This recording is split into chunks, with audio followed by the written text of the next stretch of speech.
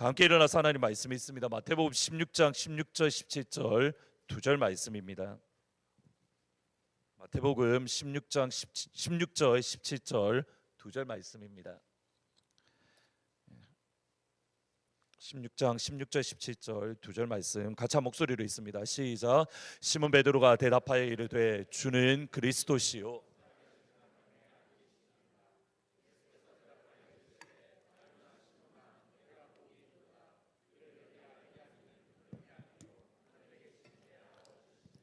아멘.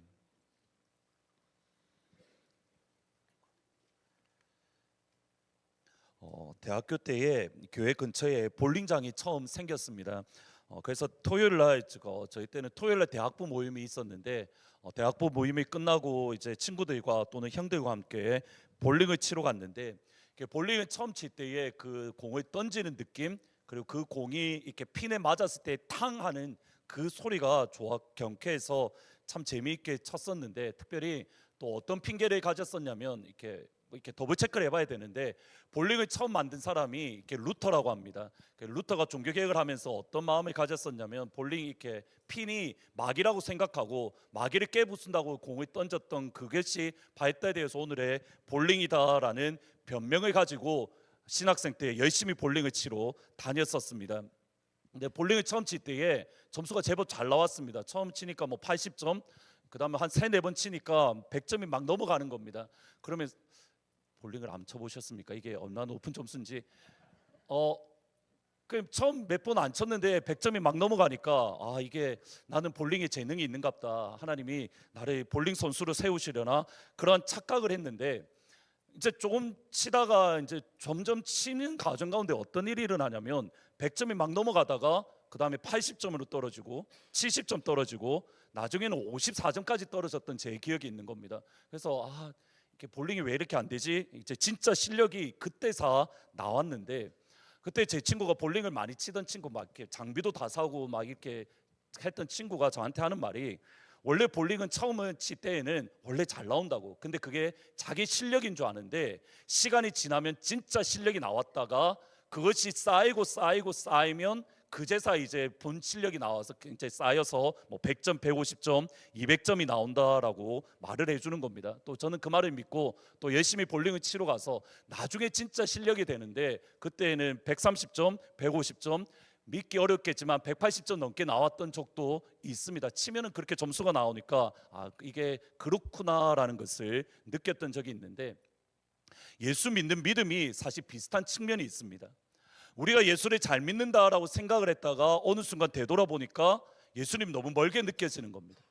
예수님이 멀게 느껴졌다가 어느 순간 되돌아보니까 예수님의 숨결까지 느껴질 만큼 우리가 예수님 품 안에 안겨 있는 것을 보게 되어집니다. 마이클 야코넬리라는 분이 쓰신 B급 인생을 찾아오신 하나님이라는 책이 있습니다. 아마 도서관에도 있는데 한번 꼭 읽어보시면 좋을 것 같습니다. 원래 영어 제목이 Messy Spirituality, 그러니까 엉망진창인 영성이라는 책인데 우리가 영성이 깊어진다, 우리의 믿음이 자라난다, 우리의 신앙이 성숙해 간다는 것은 우리가 도덕적으로 완전해진다 또는 도덕적으로 온전해진다, 그것을 뜻하는 것이 아니라는 겁니다. 우리는 예수를 믿은 이후에도 여전히 깨어지기도 하고 여전히 넘어지고 여전히 우리는 연약한 존재로 살아갑니다. 여전히 우리의 삶을 되돌아보면 엉망진창 또는 뒤죽박죽, 우리의 가정을 바라보면 오히려 더 엉망진창인 것 같고 우리의 직장이나 우리의 사업이 더 뒤죽박죽 되는 것을 느낄 때가 있습니다. 또 실제로 그런 순간들이 있습니다.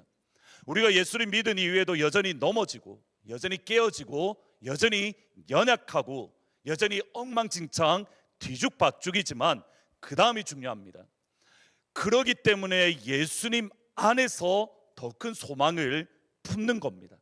내가 넘어지고 깨어지고 연약하기에 내가 의지할 것은 하나밖에 없구나, 예수의 사랑밖에 없구나, 하나님의 은혜가 아니면 내가 일어날 수 없는 연약한 존재임을 더욱더 깨닫고 그 예수의 은혜를, 그 십자가의 사랑을 하나님의 은혜에 전적으로 의지하는 것, 예수님 믿은 이후에도 내 삶이 엉망이고 내가 연약하고 넘어지니 포기하고 좌절하는 것이 아니라 거기서 다시 한번 일어나서 예수의 은혜를 의지하고 예수의 사랑을 붙들고 예수의 능력을 의지하는 것. 야코넬리는 이것을 그래프로 설명을 하는데, 한번 넘겨주시면, 저 맨 끝에 있는 빨간색이 맨 끝에 있는 부분이 언제냐면 하나님이 우리를 부르셨을 때라고 생각하시면 됩니다. 하나님이 우리를 부르셨을 때에부터 해서 시간이 지나면 지날수록 우리의 신앙이 점점점 성장해 간다, 꾸준히 자라난다. 여러분, 우리가 의외로 이러한 생각들, 이러한 모델들을 생각을 많이 가지고 있습니다. 그걸 알 수 있는 것이 최근에 한국 교회도 그렇고 미국 교회도 그렇고 가나안 성도들, 나는 예수를 믿는데 교회는 안 나간다는 분들이 제법 많습니다. 근데 그분들의 설문조사를 해보면 대부분 다 비슷한 이유입니다. 뭐냐면 나는 저분이 교회를 저렇게 오래 다녔는데 어떻게 저분이 저런 신앙의 모습을 가져요? 나는 그러면 예수 안 믿을 거예요. 10년, 20년, 30년 예수를 믿었으면 이만큼 믿음이 자라야 되는데 저분을 보니까 그게 아닌 것 같아서 나는 안 믿습니다. 우리는 의외로 이러한 생각들을 많이 가지고 있습니다. 10년이 지났으니까 믿음이 이만큼 자라고 20년이 지나면 이만큼 자라고. 그런데 저의 경험상으로도 그렇고 목회를 하는 지금 이 순간에도 저는 이렇게 일직선으로 믿음이 자라는 것 같지 않습니다. 어느 순간에는 예수님의 사랑, 저도 모르게 예수님 사랑합니다는 고백이 터져 나올 때가 있습니다. 제가 예수님 사랑한다는 말을 대학교 때에 안 했습니다. 고집스럽게 안 했습니다. 왜 안 했냐면 예수님 사랑한다라고 하면 네 맘대로 못 갈 거야, 제가 하고 싶은 거를 못 할 거라라는 성경의 말씀이 기억나서 그게 얼마나 무서운가를 알았기 때문에 예수님 나 주님 사랑해요라고 하는 순간 코가 꿰어서 저 멀리 성교 가실까봐, 보내실까봐 사랑해요라는 말을 안 했습니다. 그런데 어느 순간에 저도 모르게 제 안에서 주님 사랑합니다라는 말이 터져 나오는 겁니다. 이게 얼마 전에도 그랬습니다. 제가 그리고 또 사랑합니다라는 말을 제가 찬양 부를 때는 하지만 제가 기도하면서 주님 사랑합니다는 말을 안 하는데 갑자기 기도하고 찬양하는데 속에서 예수님 내가 진짜 주님을 사랑합니까? 내가 정말 주님만을 바라봅니까? 맞습니다 주님, 내가 진짜 주님만을 사랑합니다라고 터져 나오는 순간이 있습니다. 반면에 그 주님을 사랑한다는 고백이 있자마자 얼마 지나지 않아서 예수님이 느껴지지 않고 예수님이 저 멀리 계신 것 같고 예수님이 나를 모르는 척하는 것 같고 어느 순간에는 이만큼 믿음이 자랐다가 어느 순간에는 이만큼 떨어지는 모습들. 그래서 야코넬리는 일직선의 영성이 아니라 이렇게 표현을 합니다. 두 번째 그래프를 보시면 처음에 예수를 믿었다가 급성장합니다. 급성장하다가 어느 순간에 어떤 일로 인해서 믿음이 뚝 떨어지고 그러다가 믿음이 천천히 성장하다가 갑자기 또 뚝 떨어지고 그리고 또 어떠한 한 계기가 돼서 믿음이 성장하고 끊임없이 성장과 떨어짐과 성장과 떨어짐이 반복해지는 것. 여러분 집에 가셔서 아마 코아 모임 교재에도 질문으로 냈는데 파워포인트 다시 한 번만 열어주시겠습니까? 여러분의 지나간 신앙의 과정을 한번 여러분 이 그래프를 따라서 한번 그려보십시오. 내가 예수를 처음 만났을 때 이랬는데 그때부터 내 믿음이 이렇게 자라났던 것 같고 근데 어느 순간에 내가 뚝 떨어졌고 팬데믹이 지나면서 내 믿음이 더 떨어졌고 팬데믹 지나면서 바닥을 쳤다가 다시 교회 나오면서 믿음이 자라나고 그러다가 다시 사회생활하면서 또 예배를 향한 마음이 떨어지고 여러분의 지나간 삶의 신앙 그래프를 한번 그려보십시오. 그러면 그 안에서 하나님이 주시는 또 다른 은혜가 있을 겁니다. 중요한 건 이겁니다. 우리의 믿음은 일직선으로 자라는 것이 아니라 어떨 때는 자라고 어떨 때는 떨어지고 어떨 때는 성장하고 그래서 이렇게 고백을 합니다. 오르락 내리락 하는 부침이 있는 영적 성장이 좋은 관점을 보여준다. 또한 빠르게 자라는 사람도 있고 천천히 자라는 사람도 있고 빠르게 자라다가 천천히 자라는 사람도 있고 천천히 자라다가 빠르게 자라는 사람이 있다. 여러분 근데 이 말을 오해하시면 안 됩니다. 우리의 믿음과 신앙의 진보를 보이는 그 사이클에서 어느 순간 우리가 믿음을 잃었을 때에 여러분의 영성이 잃었을 때에 그 떨어진 영성이 다시 한번 회복되는 되기까지는 저의 경우를 보면 몇 배나 걸립니다. 처음에는 1시간 기도했을 때에 내가 100이라는 믿음의 진보를 많이 이루었다라고 한다면, 믿음이 떨어진 상태에서 1시간 기도하면 똑같이 100이라는 진보가 일어나지 않습니다. 때로는 10, 때로는 20, 때로는 30, 더 오랜 시간에 더 오랜 아픔이, 더 오랜 하나님 앞에 뼈를 깎는, 하나님 앞에 서려고 하는 눈물과 고민과 아픔이 있은 이후에 다시 한번 우리의 믿음이 성장해 가는 것을 볼 수 있습니다. 이 부분은 다음 주에 다시 한번 더 말씀을 드릴 겁니다. 오늘과 다음 주일에는 두 번에 걸쳐서 베드로의 삶을 통해서 우리의 영성의 성장, 우리의 영성의 성숙에 대해서 하나님의 마음을 같이 나누려고 합니다. 베드로를 보면서 저희들이 기억해야 될 첫 번째는 이겁니다. 같이 한번 읽어보십니다. 시작. 베드로도 있고, 다시 한번 있습니다. 시작. 베드로도 있고 바울도 있습니다. 여러분은 아침에 보니까 베드로가 좋으십니까? 바울이 좋으십니까? 하니까 대부분 다 바울을 선택을 하시던데 3부 예배, 2부 예배 때는 어떠십니까? 여러분은 베드로가 좋으십니까? 바울이 좋으십니까? 나는 바울파다. 나는 베드로파다. 베드로가 많으시네요. 할 말이 없어지는데요. 보셔야 됩니다. 바울도 있고 베드로도 있습니다. 우리가 이걸 꼭 믿음의 기억을 하실 필요가 있습니다. 충실신대원에 들어간 이후에 제가 가졌던 진짜 큰 고민이 하나가 있습니다. 뭐냐면 간증과 관련된 내용입니다. 저희 때는 신대원에 이렇게 총 한 학년에 700명이 있었습니다. 그래서 두 반씩 이렇게 공부를 한 반에 100명씩 두 반이 합쳐서 이렇게 수업을 들었는데 200명이 수업을 들은 겁니다. 말 그대로 돛대기 시장인 겁니다. 뭐 공부도 안 되는데, 근데 그 200명의 학생들이 한꺼번에 공부를 하면서 한날은 교수님이 이렇게 말을 하는 겁니다. 앞으로 여러분이 지내면서 서로 뭐 소개할 시간들 없을 거니까 한 명씩 나와서 소개를 하라는 겁니다. 그리고 왜 신대원에 입학하게 되었는가 간증을 하라고 하는데, 대부분의 간증의 내용들이 거의 비슷합니다. 열에 한 7, 8명은 전도사님들이 나와서 쭉 간증을 하는데 내용이 비슷한데 다 이렇습니다. 나는 너무 목사가 되기 싫었는데, 그래서 나는 도망가고 피하고 나는 떠났는데, 하나님이 나를 때려서, 하나님이 나를 너무 코너로 몰아서 어쩔 수 없이 마지막에 나는 신대원에 입학했습니다. 그래서 나는 목사가 되었습니다. 나는 목사가 되기 싫어서 나는 사업을 했는데, 사업을 하니까 하나님이 사업을 쫄딱 망하게 해서 신학을 가야 되는갑다. 나는 신대원이 아니라 나는 이제 대학원 교수가 되려고 박사 과정에 시험을 쳤는데 그게 떨어져서 하나님이 나를 신학으로 가라고 하는갑다. 뭐 대부분 다 그런, 뭐 때로는 뭐 어떤 분은 내가 신대원을 안 가니까 하나님이 내 건강을 치셔서 내가 건강이 너무 안 좋아서 이게 하나님의 뜻인갑다. 그래서 신대원에 왔다는 분들이 제법 많으신 겁니다.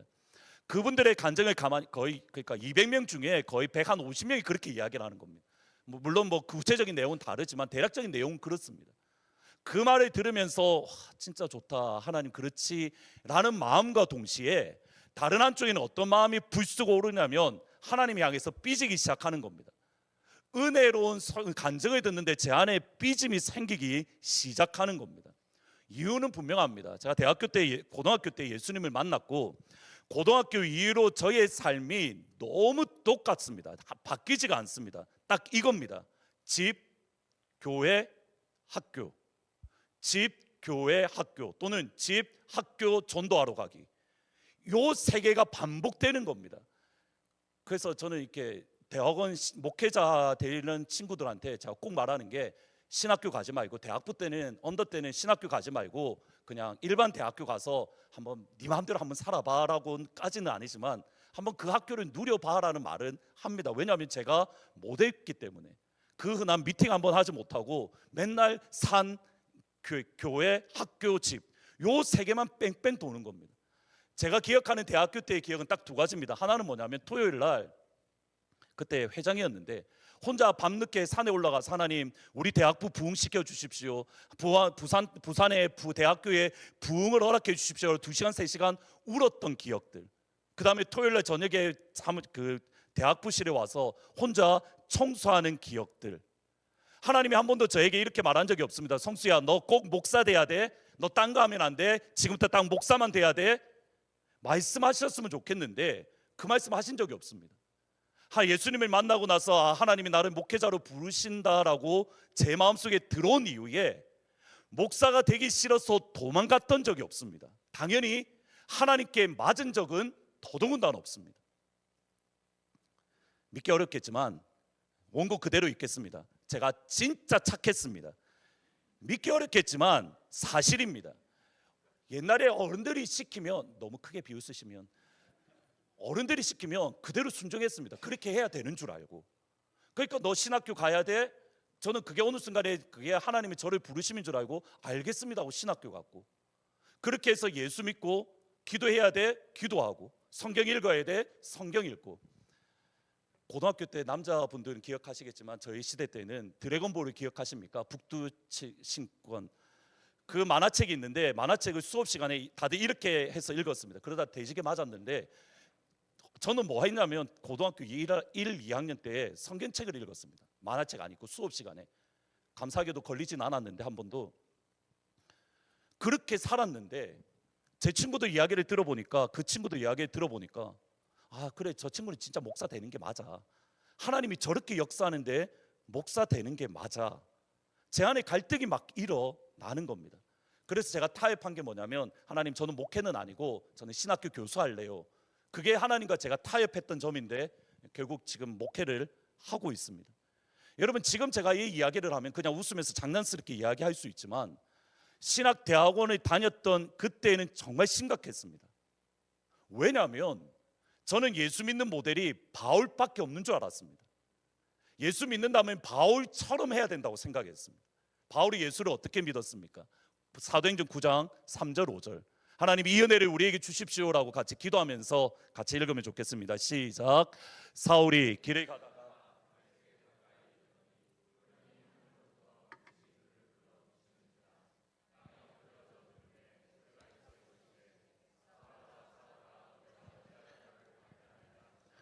대답하되 주여 누구시니까? 이르시되 나는 내가 박해하는 예수라.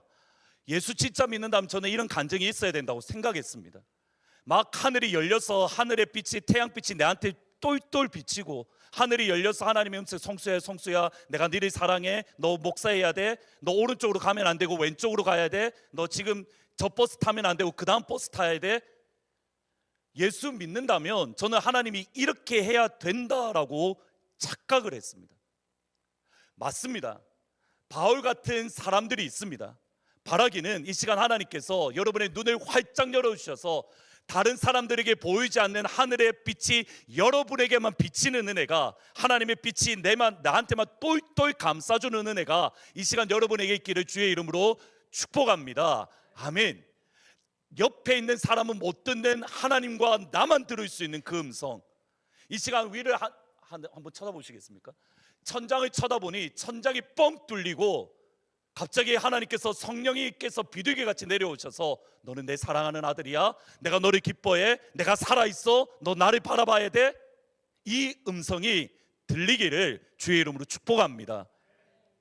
기적처럼 예수 믿는 사람들 있습니다. 바울이 그렇고, 어거스틴이 그렇고, 루터가 그렇고, 오늘날에는 박효진 장로님도 그분 중에 한 분이고, 지난 수요일날 강의를 들었을 때에 저는 이걸 처음 알았는데 정확하게 이렇게 말합니다. 내가 예수를 만난 날이 1987년 1월 8일 밤 9시에 예수를 만났습니다. 그 정도로 주님과의 만남이 느껴지고 확증되어지던 일들, 조만간에 사실 이 간증 쭉 썼다가 책에 있는 내용 썼다가 직접 들으시라고 다 주었습니다. 줌으로 강의를 하신답니다. 여러분, 줌으로 많이 들어오셔서 박효진 장로님에게 주셨던 그 하나님의 은혜가 무엇인가, 여러분 우리 가운데에 다시 한번 흘러 넘쳐나는 은혜가 저와 여러분에게 있기를 주님의 이름으로 축복합니다. 제가 줄 수 있는 부분들은 저는 힘을 다해서 여러분에게 드릴 겁니다. 제가 드리기에 연약한 부분들, 제가 드리기에 부족한 부분들을 가능하면 게스트 스피커를 모셔서 여러분들에게 드리려고 하는 겁니다. 여러분 힘들게 모셨던 시간들입니다. 8시, 이번 주만 목요일 8시인데 많이들 참석하셔서 과연 그분의 하나님은 어떤 하나님인가 여러분들 경험할 수 있으면 좋을 것 같습니다. 동시에 예수님을 기적적으로 만나는 사람이 있는 반면에 다르게 예수님을 만나고 다르게 예수님을 경험하고 다르게 예수님을 사랑하는 예수의 사람들이 있습니다. 안드레는 원래 세례 요한의 제자입니다. 하루는 세례 요한의 예수님을 향하여 보라, 세상 죄를 지고 가는 하나님의 어린 양이도다. 세례 요한이 예수님을 향하여 이렇게 고백하는 것을 안드레가 들었을 때에 그 다음 반응이 뭐냐면 예수님을 따르기 시작을 하는 겁니다. 여러분, 여기서 중요한 건 이겁니다. 세례 요한을 통해서 세상 죄를 지고 간 하나님의 어린 양이라는 말을 들었을 때에 안드레가 예수님을 따라간 이유가 뭐냐면, 예수님은 하나님이야, 예수 믿으면 구원받아, 예수님은 하나님의 본체시나 이 땅에 내려오신 분이야, 그 예수를 믿으면 내가 생명을 얻을 수 있어, 이렇게 믿은 게 아닙니다. 처음에 안드레는 어떤 마음이었냐면 예수님을 자기가 따르던 세례 요한보다 더 큰 선지자, 더 하나님께서 보내신 분은 맞는데 더 위대한 선지자로 알았습니다. 그것을 알 수 있는 것이 요한복음 1장 38절입니다. 같이 한번 보십니다. 시작.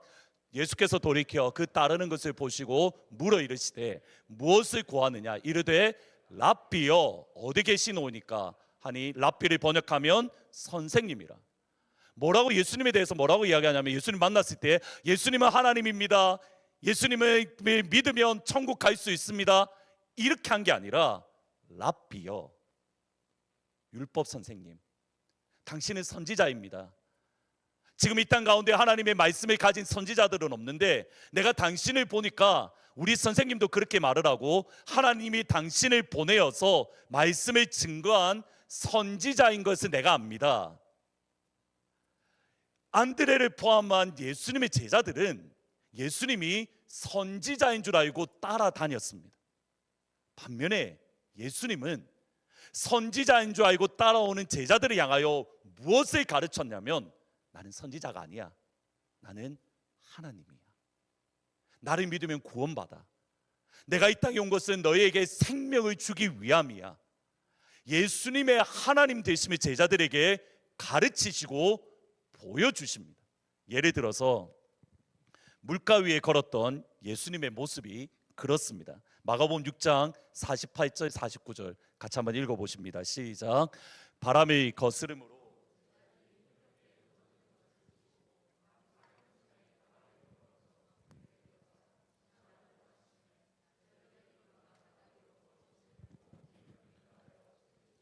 성경이 뭐라고 이야기하냐면 정확하게 다시 한번 보셔야 됩니다. 밤 사경에 예수께서 바다 위를 걸어서 오사, 49절에 그가 바다 위로 걸어오심을 보고라고 이야기를 합니다. 근데 2006년에 플로리다에 도론노프라는 교수님이 계십니다. 한 장 더 넘겨주시면, 이 교수님이 논문을 냈는데 전 또 한번 읽어봤는데 대충 찾아서 논문의 내용이 이겁니다. 옛날에는 이렇게 갈릴리 바닷가 호숫가가 있는데 날씨가 온도가 떨어진 상태에서 이렇게 기후가 그 당시에는 이렇게 좀 전체 지구 전체 온도가 떨어졌답니다. 그때에 갈릴리는 위에서부터 헐몬산에서부터 바람이 불어오는데 그 찬바람과 기온이 떨어진 상태에서 이게 만남으로 갈릴리 호수가 그때 어떻게 돼? 예수님 걸어갈 때에 얼음이 됐다는 말입니다. 그러니까 예수님이 물 위를 걸어갔다가 아니라 마침 그때 예수님께서 걸어가려고 하는 그때의 갈릴리 호수의 물가가 얼음이 되어서 예수님이 얼음 위를 걸어서 제자들에게 갔다는 말입니다. 아멘 하시면 큰일 납니다. 여러분, 하나님의 말씀은 경외함으로 읽어야 됩니다. 이거는 아멘 하셔도 됩니다. 이거는 이단 말 아닙니다. 다시 한번 말씀드립니다. 하나님의 말씀은 경외로 읽는 겁니다. 하나님의 말씀이 물리를, 예수님이 물리를 걸었다, 아멘, 끝. 그거를 또 굳이 얼음이 되어서 그 얼음을 걸었다. 어떤 사람은 뭐라고 이야기하냐면, 예수님이 바닷가 이렇게 이렇게 해변가를 걸어가는데, 이렇게 모래 위를 걸어가는데 제자들이 멀리서 보고 물리를 걸은 거다, 착각한 거다. 예수님의 죽으심과 부활을 뭐라고 이야기하냐면, 제자들이 예수님을 너무 사랑해서 환상 가운데 예수님이 부활한 것으로 느끼는 거다.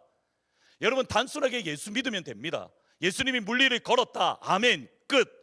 태초에 하나님이 천지를 창조하시니라, 아멘, 끝. 하나님께서 남자와 여자를 창조하셨다. 아멘. 끝.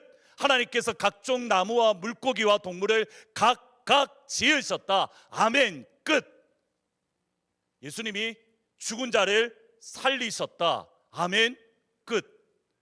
예수님이 죽으셨다가 3일 만에 부활하셨다. 아멘. 끝. 그 예수님이 3일 언젠가 우리에게 다시 이 땅에 오실 것이다. 아멘. 끝. 여러분, 하나님의 말씀은 경외함으로 읽는 겁니다. 우리의 생각으로 성경을 해석하려고 하니 별 희한한 이야기들이 다 나오는 겁니다. 지금 제가 방금 이 말이 어떤 분의 박사 논문 가운데 이 논문이 나와 있는 겁니다. 제가 그걸 보고 기가 막혀서 뭔 소리야 이러면서 책을 덮진 않고 다 읽긴 읽었는데, 하나님의 말씀은 그냥 말씀으로 그대로 받아들이면 됩니다. 거기에 여러분의 생각을 넣지 마십시오. 하나님이 태초에 천지를 창조하신 하나님이 죽은 자 못 살립니까? 살립니다. 여러분, 지난주 하늘문 들으신 분은 기억하시겠지만 엘리사가 죽어서 이렇게 동굴에 던져졌습니다. 유대 관습에 의해서. 그 죽은 뼈에 어떤 죽은 사람의 시체를 집어 던졌을 때에 엘리사의 뼈가 딱 닿자마자 어떤 일이 일어납니까? 여기서 이제 하늘문 본 사람과 안 본 사람 차이가 나죠. 제가 이틀 전에 하지 않았나요? 엘리사 뼈입니다. 죽은 사람이 딱 붙었습니다. 던졌는데 이 사람 어떻게 됐나요? 살아났습니다. 여러분, 이게 가능한가요? 불가능하죠. 근데 하나님은 하십니다. 왜요? 하나님은 천지를 만드신 창조주 하나님이기 때문에.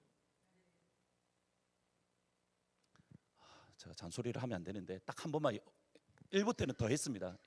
3부 때, 2부 때는 딱 한 번만 잔소리를 하겠습니다. 제가 이렇게 지금 이제 은퇴하신 목사님인데, 은퇴하신 목사님과 이런저런 말씀을 나누다가 그분이 64살, 3살 때에 저한테, 63살 맞죠? 65세 때 은퇴하셨으니까 저한테 이렇게 말씀을 하는 겁니다. 안 목사, 요즘 목회하기가 너무 힘들어.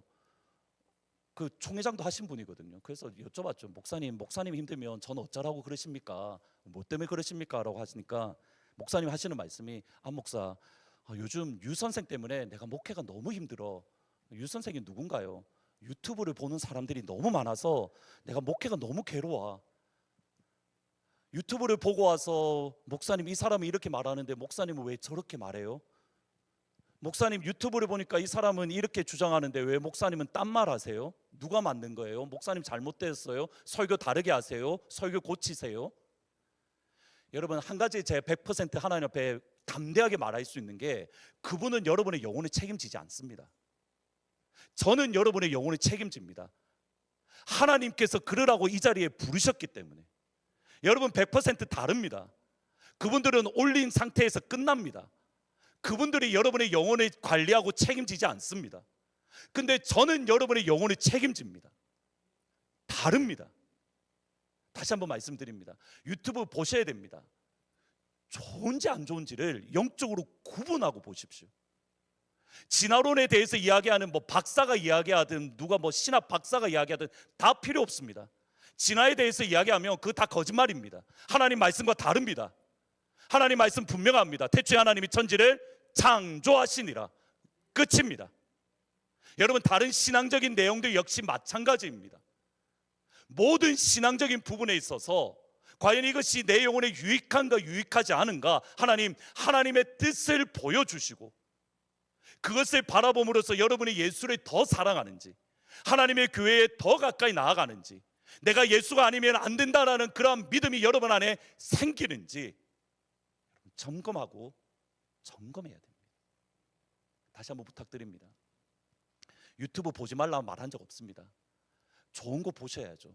또 좋은 영향을 주는 것들이 많습니다. 그러나 그것이 과연 내 영혼을 살리는가? 내 영혼을 일으켜주는가? 내가 예수를 더욱더 사랑하게 하는가? 내가 주의 몸인 교회를 더욱더 사랑하게 하는가? 그것을 점검하고 그리고 보셔야 됩니다. 여러분의 영혼이 어느 순간에 죽는 자리에 갈 수도 있고 여러분의 영혼이 살아나는 자리에 갈 수도 있습니다. 그 선택은 오늘 이 시간 저와 여러분이 어떤 말씀을 받는가에 따라서 달라질 수 있는 겁니다. 무리를 걸어간다는 것은 유대인들의 생각에는 이러한 생각입니다. 무리를 걷는 것은 누구만 할 수 있냐면 하나님만 할 수 있는 일입니다. 욥기 9장 8절에 보시면 이렇게 성경이 말합니다. 같이 한번 읽어보십니다. 시작. 그가 홀로 하늘을 펴시며, 여기서 하늘을 펴다라는 말에 괄호를 치고 읽으면 이렇습니다. 그가 하나님이 홀로, He alone 또는 God alone, 하나님만이 물결을 밟으실 수 있다. 하나님만이 바다 물결을 발로 밟는다. 여러분, 유대인들 생각에는 이겁니다. 하나님만이 물 위를 걸을 수 있는 겁니다. 근데 예수님이 어떻게 하셨죠? 물 위를 걸어가셨습니다. 그냥 걸어가신 게 아닙니다. 여러분, 가만 그 장면을 생각해 보면 산 위에서 제자들이 어려움 겪는 거 보셨습니다. 어떻게 하면 되나요? 바다야 잠잠해하면 끝날 일입니다. 굳이 산에 내려가서 굳이 바다를 걸어가십니다. 왜요? 내가 하나님이야. 너희들은 나를 선지자로 알고 있지만 아니야. 나는 천지를 창조한 나는 능력의 하나님이야. 그것을 가르쳐 주기 위함입니다. 여러분, 예수님의 말씀 역시 마찬가지입니다. 성경에 보시면 너희가 부모와 자녀보다 나를 더 사랑하지 않으면 하나님 나라에 합당하지 않다라고 말씀합니다. 여러분, 이거는 제자도에 대한 말씀입니다. 예수님의 제자로서 어떻게 살아야 되는가. 그런데 또 다르게 해석이 가능합니다.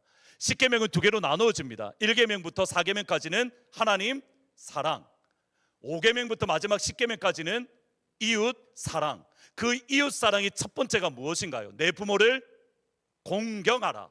근데 부모보다 더 나를 사랑하지 않으면 뭔가요? 누구만 부모님보다 더 사랑할 수 있나요? 하나님.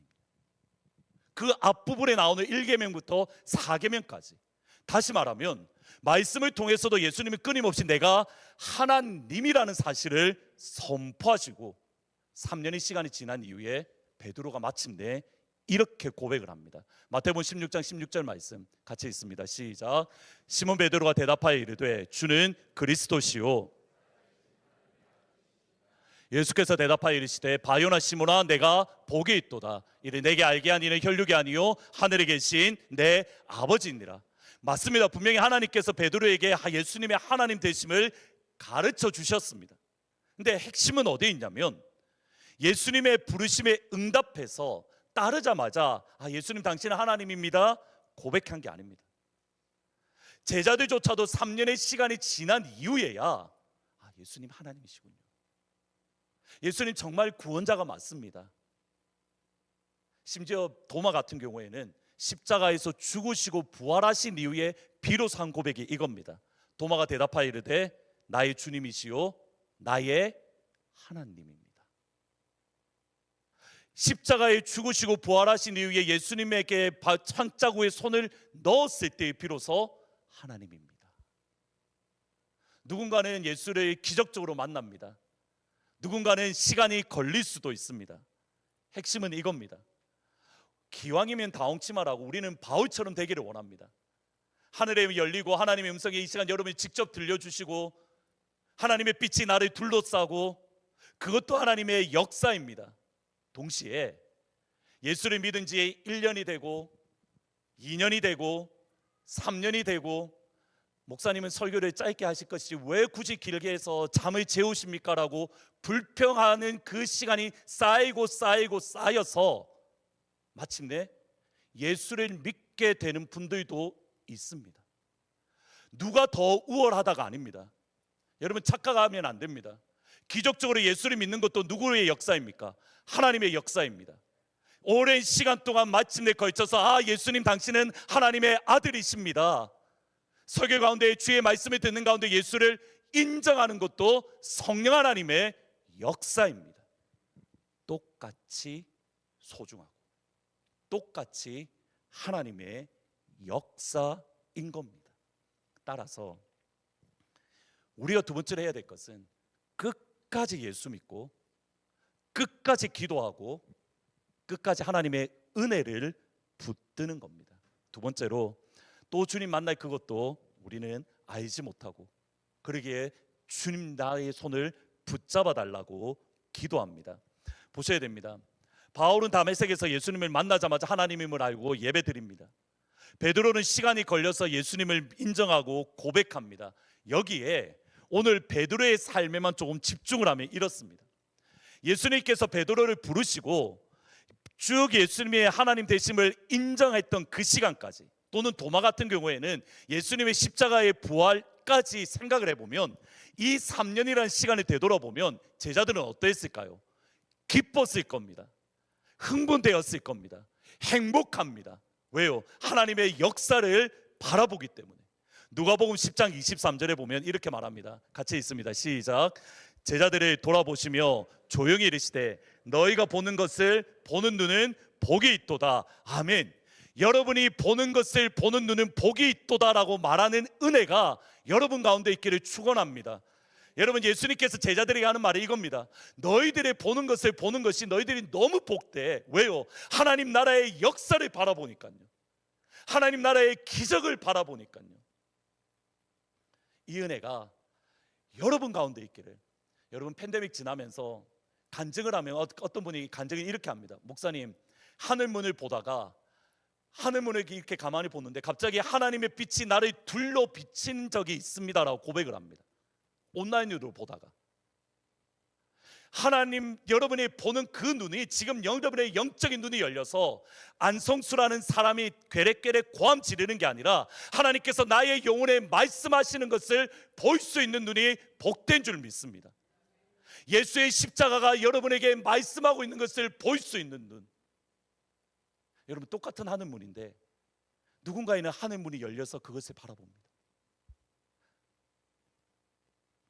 우리 성도님들이 하늘을 많이 보기를 축복합니다. 한국에서 목사님 하늘문 듣습니다. 조지아에서 하늘문 듣습니다. LA에서 하늘문 듣습니다. 이 말을 제가 들으면 제가 행복할까요? 마음이 어려워질까요? 제가 하늘물 매일 찍는 거를 한국에서 듣는다고 합니다. 그러면 저는 와, 진짜 내가 내 설교가 한국에서 듣네, 막 행복해서 즐겁게 찍을까요? 한쪽으로는 즐겁는데 한쪽으로는 하지 말까라는 마음이 듭니다. 왜냐하면 하늘문 듣는 사람들이 딱 60명, 50명, 60명입니다. 그 말은 여기 계신 분도 다 안 듣는다는 말입니다. 근데 거기다가 한국에서 듣는다 빼면 우리 교회 몇 퍼센트가 이걸 듣는다는 말이지? 여러분, 그 하늘문을 통해서 하나님이 오늘 우리에게 주시는 말씀이 있습니다. 그 말씀을 받을 수 있는 은혜가 있기를. 여러분, 그 가운데 하나님을 경험하는 역사들. 여러분, 예수님의 제자들은 기뻤습니다. 하나님 나라의 역사에 참여하니 성령으로 기뻤습니다. 누가복음 10장 17절에 보면 이렇게 말합니다. 70인이 기뻐하며 돌아와 이르되 주여 주의 이름이면 귀신들도 항복합니다. 예수님의 제자들이 너무 행복한 겁니다. 예수님이 하셨던 사역이 마태복음 4장 23절 24절에 보면 이렇게 말합니다. 예수께서 온 갈릴리에 두루 다니사 회당에서 가르치시고 천국에서 전파하시고 모든 병을 고치시니, 모든 중풍병자들이 예수님께로 다 데리고 오니 그들을 고쳐주셨더라. 여러분, 예수님이 이 사역들을 하는 가운데 하늘 영광이 임했기에 그것을 바라보는 눈이 행복하다, 바라보는 눈이 복되다, 하나님 앞에 기쁘고 즐겁고 행복합니다. 아멘. 여러분, 이 은혜가 오늘 이 시간 우리 가운데 있기를 축복하고 축원합니다. 동시에 천국 복음 듣는 게 너무 불편합니다. 예수님이 하시는 말씀, 요한복음 6장 60절에서 66절 말씀 두 절에 이렇게 말을 합니다. 같이 한번 읽어봅니다. 시작. 제자 중 여럿이 듣고 말하되 66절 그때부터 그의 제자 중에서 많은 사람들이 떠나고 다시 그와 함께 다니지 않았다. 오병이어 물고기 5개와 떡 2마리로, 맞죠? 반대죠. 떡 5개와 물고기 2마리로 5,000명이 먹인 이후에 제자들이 막 기쁜 겁니다. 우와, 이런 기적이 일어나네. 거기서 딱 끝나면 좋은데 예수님이 이렇게 말하는 겁니다. 야, 내 살 먹어야 돼? 너네들 내 피 마셔야 돼? 여러분, 이 말을 들었던 유대인들은 어떨까요? 행복할까요? 진짜 예수님 영광스럽고 예수님 나를 사랑하네. 감격의 눈물을 흘릴까요? 기겁을 할까요? 기겁을 할 이야기입니다. 내 살 먹어야 돼. 누구라는 말입니까? 나는 누구라는 겁니까? 야, 너네들 앞으로 뭐 되라는 말입니까? 식인종 되라는 말입니다. 내 피를 마시라는 말이 뭡니까? 야, 너네들 식인종이 되라는 말입니다. 실제로 요 말씀 때문에 로마 사람들이 그리스도 기독교인들의 식인종인 줄 알고 박해했습니다. 요 말 때문에. 유대인들의 입장에서 보면 기겁할 이야기입니다. 식인종이 되라고? 그 다음에 하시는 말씀이 뭡니까? 식인종이 될 수가 없으니 너무 어려우니 예수의 말씀을 듣고 제자 중에 떠나서 다시 함께하지 않았더라. 예수님의 말씀을 들을 때 행복했던 사람들이 있습니다. 동시에 기겁한 사람들이 있습니다. 그 다음 더 황당한 일, 마가복음 8장 23절. 이게 얼마나 황당하고 기겁할 일인가를 생각해보면 읽어보면 좋겠습니다. 시작. 예수께서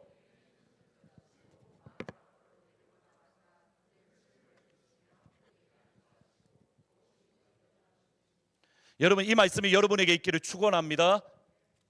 오십시오. 제가 침 뱉어 드리겠습니다. 뭐라고 이야기합니까? 눈에 침을 뱉었다라고 이야기를 합니다.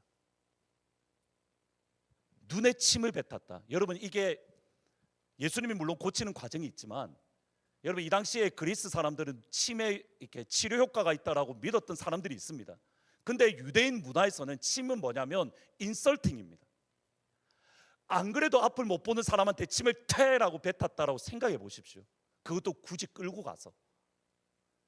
침 뱉음을 당한 사람은 행복할까요? 앞을 못 보니까 뭐 그러려니 할 수 있을 것 같습니다. 예수님의 제자들은요, 이게 어떻게 해석해야 될지 모르는 겁니다.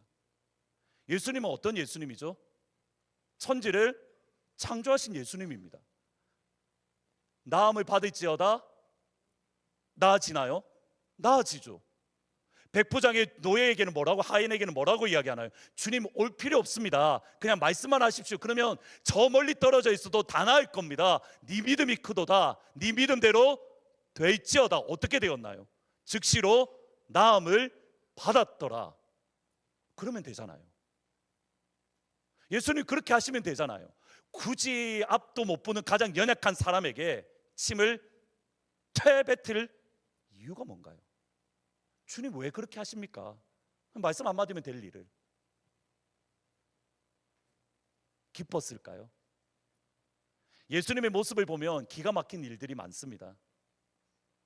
예수님이 어떤 여인이 다가올 때에 너무 괴롭게 이야기를 하니까 예수님이 그래, 네가 너무 괴롭지, 내가 네 마음 다 알아, 위로해 주면 좋은데 들은 척도 안 하고 그냥 휙 가버리는 겁니다. 옆에 있는 제자들이 무안해서 예수님 저렇게 이야기를 하는데, 저렇게 애달프게 이야기하는데 주님 보셔야 되지 않겠습니까? 들은 척도 안 하고 그냥 휙 가버리는 모습. 여러분, 이렇게 저도 몇 번 그런 오해를 받은 적이 있는데, 여러분들이 저한테 인사하는데 저는 들은 척도 안 하고 휙 저는 반대로 확 걸어가면 저는 예수님을 닮은 사람이죠. 와, 우리 목사님 진짜 예수님 닮았네요. 앞으로 내 인사는 받지도 마세요 라고 하시겠습니까? 목사 맞습니까? 라고 하시겠습니까? 근데 예수님이 그랬다니까요. 제 말의 핵심을 놓치시면 안 되십니다. 예수님의 말씀과 예수님을 따라다니는 것이 기쁘기도 합니다. 동시에 예수님의 말씀을 듣고 예수님이 하시는 일에 동참할 때에 마음이 어려울 때도 있습니다. 그 모든 과정들이 지나고 3년째가 딱 되니 주는 그리스도시요 살아계신 하나님의 아들이십니다. 믿음의 고백을 할 수 있더라는 겁니다. 어떻게 거기까지 갈 수 있습니까? 요한복음 6장 67절, 예수께서 12제자에게 이르시되 너네들도 가려느냐? 영생의 말씀이 주께 있으니 우리가 어디로 가겠습니까? 요한복음 10장 11절에 나는 선한 목자라 선한 목자는 양들을 위하여 목숨을 버리느니라. 베드로전서 2장 8절에 예수를 너희가 보지 못하였으나 너희가 예수를 사랑하는도다. 말할 수 없는 기쁨으로 즉 영광스러운 즐거움으로 기뻐하니 믿음의 결국 곧 영혼의 구원을 받음이라. 오늘 말씀은 저의 경험담입니다. 저는 모태신앙으로 자라서 이게 참 쉽지가 않았습니다. 제 마음의 소원이 뭐였냐면, 어떤 목사님들처럼 저도 한번 갈 때까지 가보고 그 다음에 예수 믿고 이렇게 목회를 하면 어떨까라는 그 마음이 들 때도 있었습니다. 근데 그게 아닙니다. 내가 변함없이 내가 주님 앞에 나와 예배드리고 내 삶 가운데 아무런 일이 일어나지 않는 것 같고, 때로는 하나님의 말씀을 읽을 때 그것이 마음에 부딪힘이 있고, 때로는 설교가 여러분의 마음에 행복이 있고 회복되기도 하지만 설교의 말씀이 여러분의 마음을 찌를 때도 있는데, 그때에 어떤 제자들처럼 떠나는 게 아니라 예수님은 선한 목자시지, 예수님은 나를 위해 죽으셨지, 그 예수님 나한테 다시 오실 거지, 그 주님의 사랑을 붙들고 주께서 여러분을 만나주시는 그 시간까지 예수 안에 든든히 붙어 있기를 주님의 이름으로 축원합니다. 우리 주님은 상한 갈대를 꺾지 않으시는, 꺼져가는 등불을 끄지 않는 사랑의 예수님입니다. 여러분의 상황이 아니라 그 주님의 선하심을 의지하기를 주의 이름으로 축복합니다.